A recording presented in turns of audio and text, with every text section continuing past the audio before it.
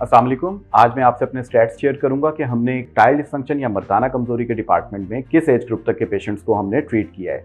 इसमें हमारे पास 22 साल की उम्र से लेके 80 साल की उम्र तक के पेशेंट्स आए हैं।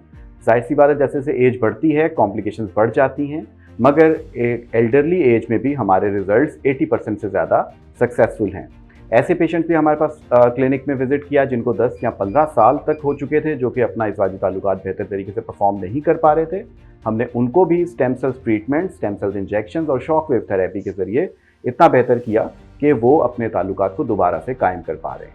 इरेक्टाइल डिसफंक्शन को दो कैटेगरीज में डिफाइन किया जाता है, एक साइकोजेनिक यानी कि दिमाग ही सेक्स की तरफ ना जाना, और दूसरा वेस्कुलर इरेक्टाइल डिसफंक्शन। तो ऐसे तमाम केसेस जिनको ब्लड वेसल्स का प्रॉब्लम हो या वेस्कुलर इरेक्टाइल डिसफंक्शन की कैटेगरी में आते हों, उनको स्टेम सेल्स के जरिए बहुत एक्टिवली ट्रीट किया जा सकता है। स्टेम सेल्स हमारे जिस्म के वो बुनियादी सेल्स हैं जो कि रिपेयर का काम थ्रू आउट द बॉडी कर रहे होते हैं।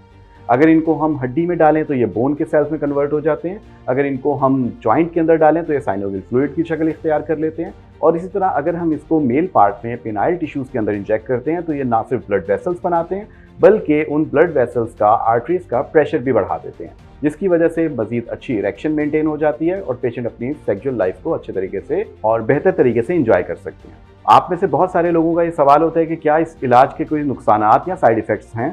साइड इफ़ेक्ट्स के मुतालिक मैं आपको ये बात बताना चाहता हूँ कि इरेक्टाइल डिसफंक्शन के लिए किए जाने वाले इलाज स्टेम सेल्स ट्रीटमेंट चूँकि इंजेक्शंस के ज़रिए किया जाता है और ये पेशेंट्स के अपने ही खून में से या जिस्म के दूसरे हिस्सों में से लिए हुए सेल्स होते हैं, तो इनका इरेक्टाइल डिसफंक्शन के अंदर इलाज करने से किसी किस्म का कोई साइड इफ़ेक्ट नहीं होता। अगर आप भी इस तरह की किसी कॉम्प्लिकेशन का शिकार हैं तो हमसे आके हैज क्लिनिक में रब्ता कीजिए और अपना इलाज कॉन्फिडेंटली करवाइए।